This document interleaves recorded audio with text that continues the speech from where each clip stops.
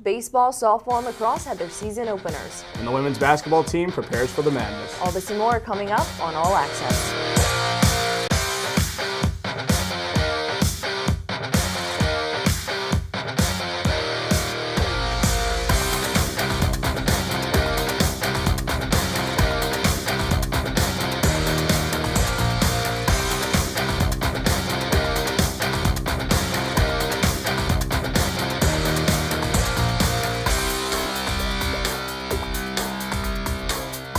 Welcome to All Access, the show that is currently and always in the season of Beast Mode.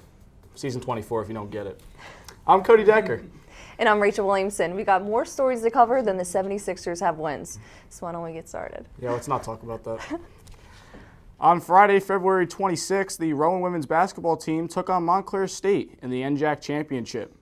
The game was closely contested as with 2:12 left in the game, Rowan held a 62-60 lead. Redhawks guard Rachel Krause connected on a three-pointer at the 29-second mark, giving Montclair State a 63-62 advantage. Guard forward Katie Sire converted three free throws, and forward Sage Bennett made one in the final 13 seconds to expand the Redhawks' lead to 6, with a final score of 68-62.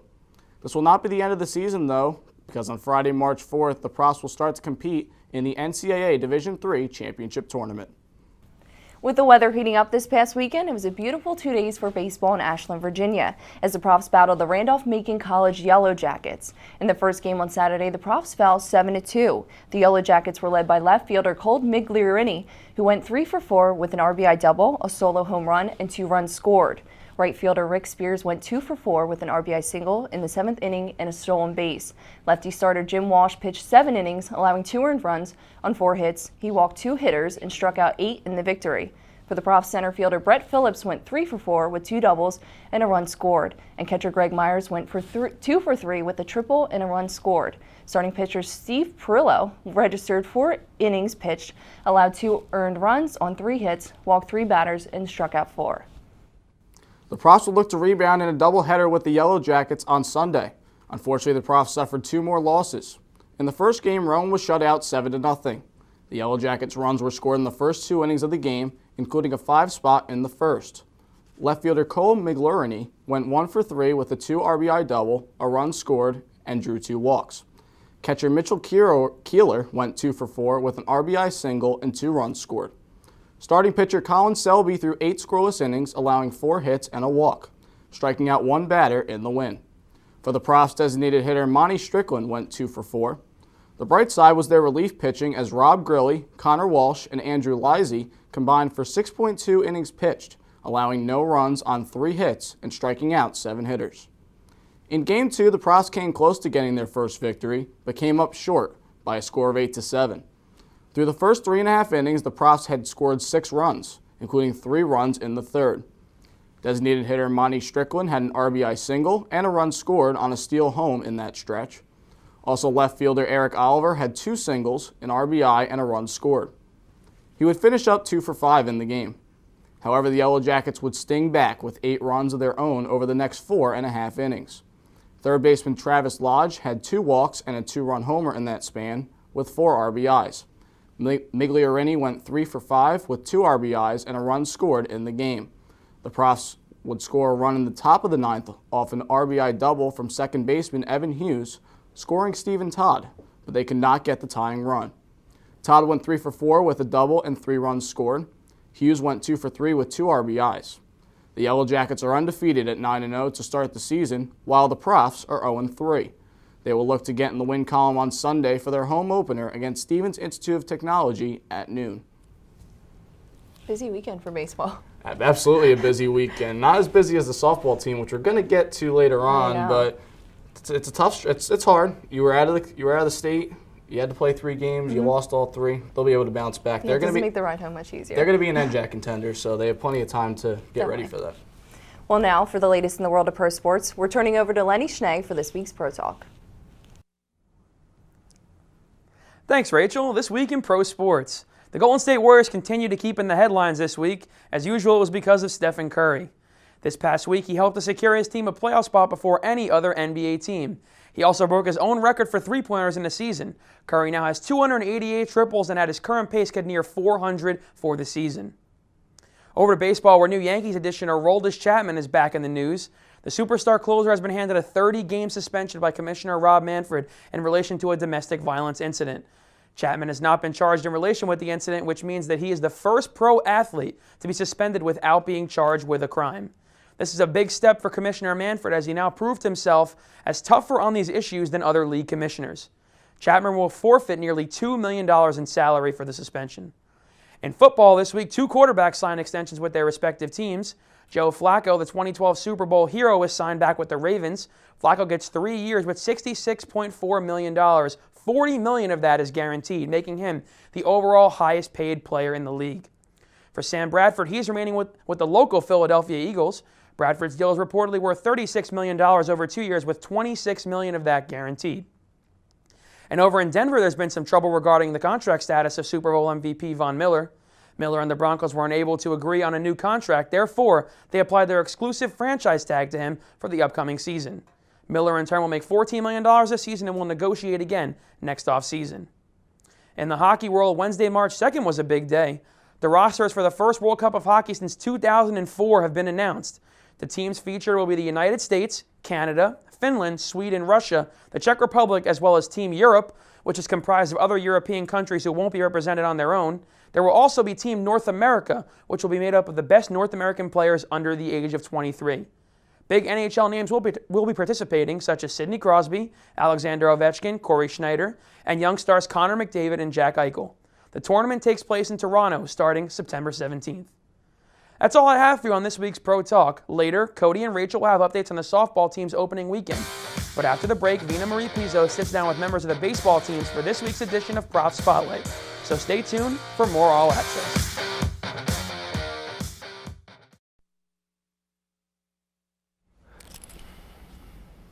Welcome back to All Access. I'm Vina Marie Pizzo with this week's edition of Prof Spotlight. Joining me at this time are pitcher Corey Feigenbaum and outfielder Brett Phillips of the Rowan baseball team. Thank you for joining us. Corey, I see you've been on the team since 2013. Last year, in 2015, the team went 25-14. Describe your experience and perhaps tell me a little bit about the comparison from last season to this season. From last season to this season, we have getting ready for this season. I mean, we have a lot of new guys this season compared to last season where we had a decent amount of returners.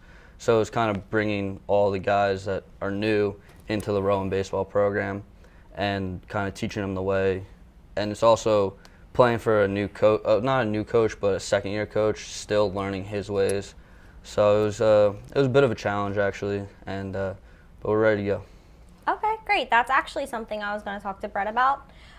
Do you think that the new incoming teammates and the incoming transfer teammates will be able to have the same motivation that the rest of the team has this season? At first, there was kind of like, we could be like iffy on it, but as each day, as we're all like together, you know, we're all just getting ready for one goal, just to win a World Series. So like we're all getting on the same page, like being on the same page now, and just building that chemistry is what we really needed. So, and I think up to now, I think we've done a pretty good job of building that chemistry. Okay. More specifically, being that they did not experience the losses you experienced last season, do you think you'll be able to get them to understand basically why this season is so important to you guys? I mean, for a lot of us, me and Brett, you know, Greg, Todd, all the seniors, you know, it's really important to all of us that we go out on top. So it comes from the seniors down to really drive them to want to win and want to be the best out there every single time. Okay, all right. Brett, tell me a little bit about what accomplish the mission means to you. Accomplish the mission. Well, we all know the overall goal, like I said before, is just to win a World Series. So to accomplish our mission, we just have to put in the work every day. Can't take any days off, whether it's just lifting more, taking more hacks before or after practice, you know, just any way to get better in order for our team to make it to Wisconsin and win it. Okay. Corey, as a senior coming back this year, were you disappointed in not being able to perform well in the conference tournament last season? With that being said, what's your outlook on it this year? Yeah, last year was definitely a disappointment. The 2 previous years before that, we did win the NJAC tournament. I think it was a little bit of a transition year with a new coach coming in.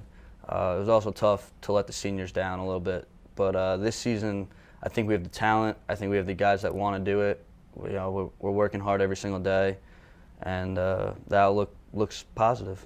Okay, I understand that last year was his first time coaching, Coach Dickinson. What do you think he's doing differently the second time around? This year was his first year to be able to bring in his own recruiting class, his own guys that he wants out there, and the kind of players that he expects to show up every single day and compete 100%. So there's that, and then there's also just driving us, as you talked about earlier, accomplish the mission, driving that into us, making sure that every day we're doing something to accomplish the mission, whether it's a good practice, whether it's battling that day in a game, working out, anything. Okay. Brett, back to you. What are your plans to ensure that you have an impact on your team's ability to advance to the NCAA postseason this year? Well, I'm trying every day when I get out there. I just try to, be like some kind of hype man, just to get our teams just spirits just uplifted, ready to be at the field, just happy to be out, happy to just get better with the team. So I just feel if we keep that kind of attitude every day, we bring that attitude every day, it'll just carry to the games, and it'll just keep us rolling, keep us winning, and then eventually heading to Wisconsin. Okay. How do you think that the disappointments from 2015 will impact the team's ability to succeed both positively and negatively? Give me some ways of both. Do you think it could impact it? Start off with positives. Okay. Well, I guess we can only go up as a team. I don't think we would do worse than we did last year with the guys we have on this team now. Mm-hmm. So I think, just looking up, we have, we could just, I don't know, I guess just have more wins this year. I just feel like we have what it takes. And looking at the negatives. With everything you just said, it doesn't really seem like there can be any negatives. I think you guys are going to go out there strong this year. Yeah, we've had a rocky start, but it's just. I know, but there's still time to redeem yourself. So exactly, it's just how we finish. So and you have a good mindset, I can tell. Yeah, so. I could let Corey just talk about the teams from last year, because Well, what I was going to ask Corey is, what do you think you personally can do differently this year? Last season, the baseball team was cut from the NJ Championship tournament after 2 games. So, what do you think you personally could do? Just little things. Me personally, I'm expected to become a starting pitcher this year after closing last year. So, being out there and dealing for 9 innings would be something for me, but it's 9 guys out there every single day, Mm-hmm. It's not just about me, it's about everyone. It's about everyone buying into the program, buying into what we got to do. So I guess as a leader out there, it's showing them the way of doing that every day, day in and day out. Great, good to know. All right, that's all the time we have this week for Prof Spotlight. I'd like to thank both Corey and Brett for stopping by and hanging out with us. Coming up after the break, Cody and Rachel have more updates on everything Rowan sports. So stay right here for more All Access.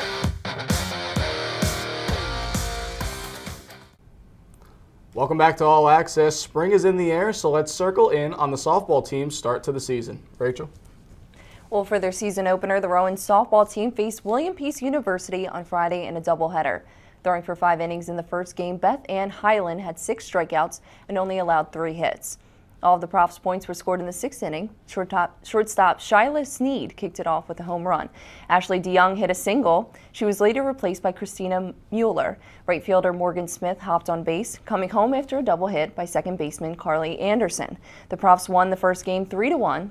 The Profs' luck changed in the second game, however. William Peace led 8-2 by the end of the second inning. Rowan struggled to pull the score closer, adding 1 run in the fourth and fifth innings. Carly Anderson hit to center field in the fourth. Ashley DeYoung followed up with the fifth with an RBI single, sending Sierra Machinsky home. The Profs continued to climb, adding 3 runs in the seventh. Shyla Sneed stole for second. Nicole Peyote hit a double down left field, and replacing Ashley DeYoung, Gianna Decker scored on an error.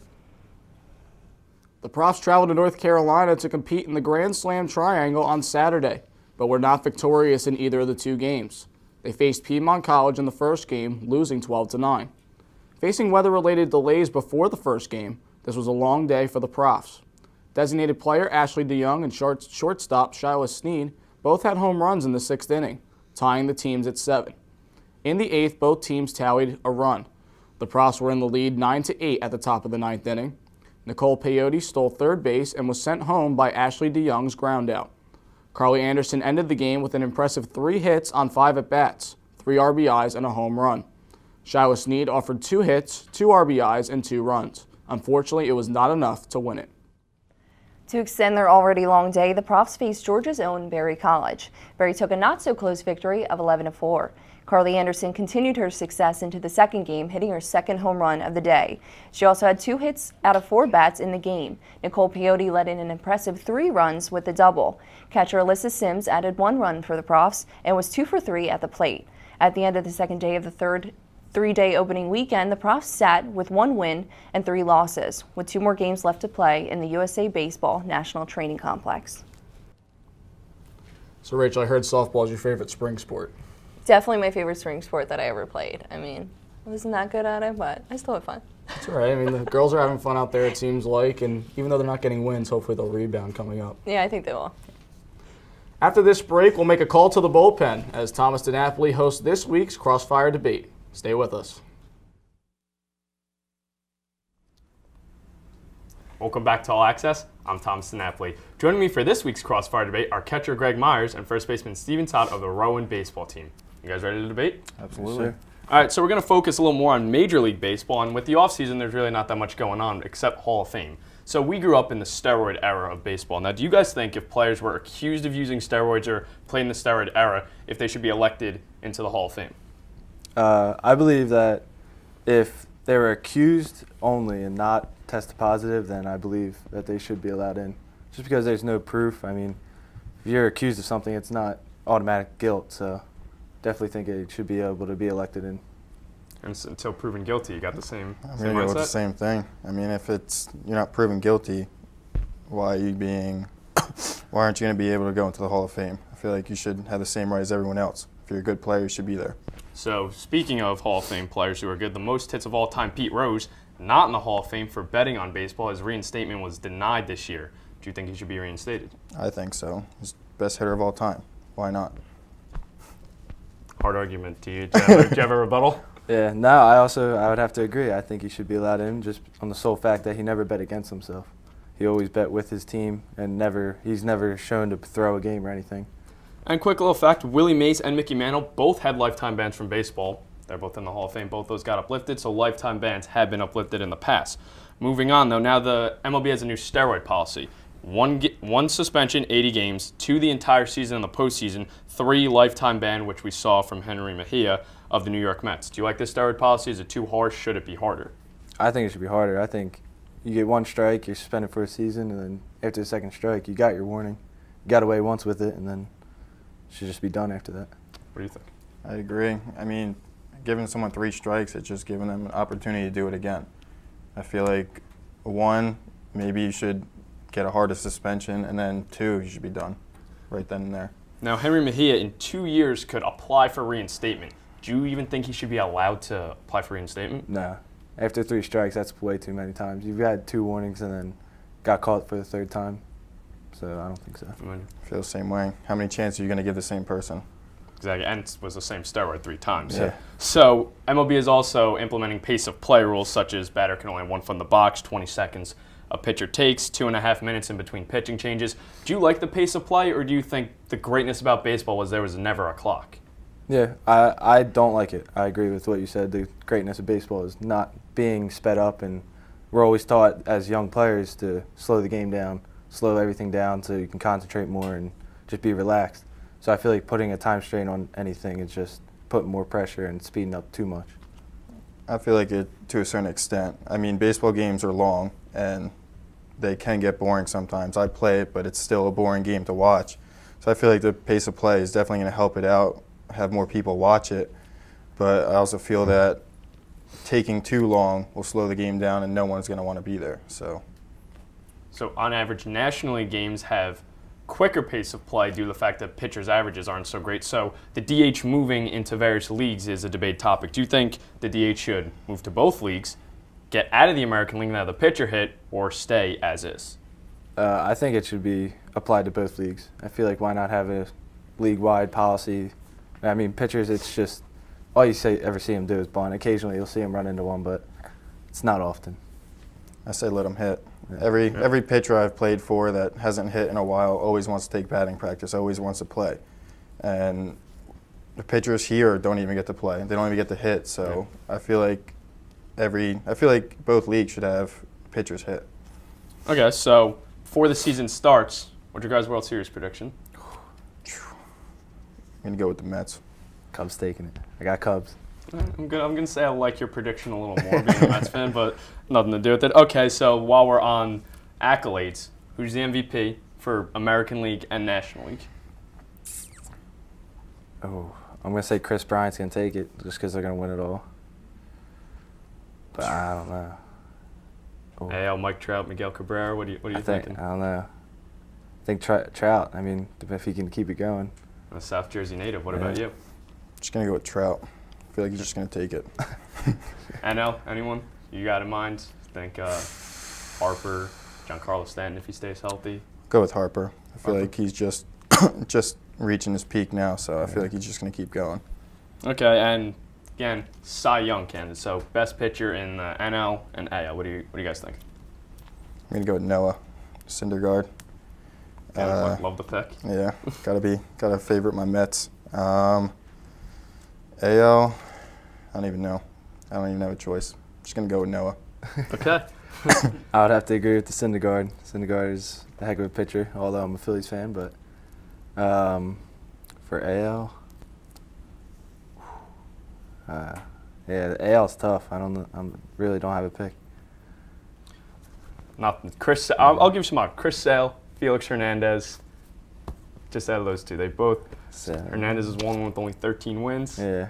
I'll go King Felix then. King Felix? Yeah. All right, and last question. This one's a little, who's going to be the home run king of the whole MLB this year? It's such a wild card every year. Who you guys think is going to hit the home runs? You know, they say chicks dig the long ball, so who's going to hit the home runs, most home runs? I'm going to say Stanton. Stanton? Chris Bryant. Stanton, Chris Bryant. Guys heard it here, and that is all the time we have for this week's Crossfire Debate. I'd like to thank Greg and Steve for participating. It's time to visit Cody and Rachel at the desk. Guys? Thanks, Tom. We have lacrosse and indoor track highlights, but first, let's see how the softball team finished up their weekend in North Carolina. Cody? Thanks, Rachel. The losing streak continued into Sunday, suffering a 9-1 loss to Emory University. Going into the 6th inning, the Eagles had a 4-1 lead. In the same inning, they tallied on 5 more runs, extending the lead. The game ended that inning due to the 8-run rule. Brittany File was the winning pitcher with 8 strikeouts and only allowing a single run. Shortstop Shyla Sneed recorded Rowan's run. For the Eagles, left fielder Taylor Forte assisted the win with 2 hits, 2 RBIs, and 1 run. Right fielder Jenna Wilson had 2 hits and 1 run. Emory is undefeated with a 9-0 record. Rowan's luck began to change as they finished off their 3-day weekend with an 8-6 win against Salisbury University. Ashley Lesh pitched for 6 innings that game, striking out 8 batters. Third baseman Nicole Peyote had an impressive 3 hits out of 4 at-bats, contributing with 2 runs. 2 for 3 with 1 double and a run was right fielder Morgan Smith. Designated player Ashley DeYoung sent the Profs ahead with a 2-run home run. The Eagles scored an immediate 2 points in the top of the first, but Rowan responded by pulling ahead 5-2 in the bottom half. The Profs' final run came in the 3rd inning with a stolen base by Gianna Janello. The softball team is now 2-4 on the season. The Rowan University women's lacrosse team opened up the 2016 season with a 9-5 win at Ursinus College on Wednesday, March 2nd. Midfielder Allie Herbert scored 3 goals and had 6 draw controls. Attack Maddie Bray had 2 goals and 1 assist of her own. Attack Jess Havers had 2 scores. Goalkeeper Emma Frost allowed 5 goals while saving 4 shots. Rowan plays its home opener on Saturday, March 5th at 1 p.m. against the Stevens Institute of Technology. The Rowan University women's and men's indoor track team participated in the Fast Track Last Chance meet at the Ocean Breeze Track Center on Saturday night. On the women's side, the team of Claire Corbett, Claire Incantalupo, Brianna Angelella, and Vanessa Valdez finished 4th in the distance medley relay with a time of 1 minute and 39.43 seconds. Shyla Williams got 2nd in the 200-meter dash with a time of 24.96 seconds. On the men's side, in the 4x400-meter relay, the team of Jonathan Ramirez, Michael Raymond, Ulysses Santos, and Jamil Jackson finished 2nd with a time of 3 minutes and 22.48 seconds. Jeffrey Tucker had a good day, finishing 2nd in the high jump, jumping 6 feet, 10.25 inches, and 7th in the long jump with a distance of 22 feet and 0.25 inches. Student athletes that qualified will compete in the Eastern College Athletic Conference Championships on Friday through Saturday, March 4th through 5th at the Ocean Breeze Track Center in Staten Island, New York. Now that's the way I like to end the show. Some good finishes from the track teams. I know, they always got a lot of stuff going on. They're always great, and it was good to see the men do really well. You always see Shyla Williams, though. Shyla Williams. Always making us proud. Absolutely. All right, Cody, well, I think it's time to retire this episode. Maybe we can show Peyton Manning how it's done. Yeah, let's show them how it's done. All right. Here's your swan song, Peyton. We have run out of time for this episode of All Access. On behalf of Rachel Williamson, Lenny Schnee, Thomas DiNapoli, Vina Marie Pizzo, and the entire All Access team, I'm Cody Decker. We'll see you next week.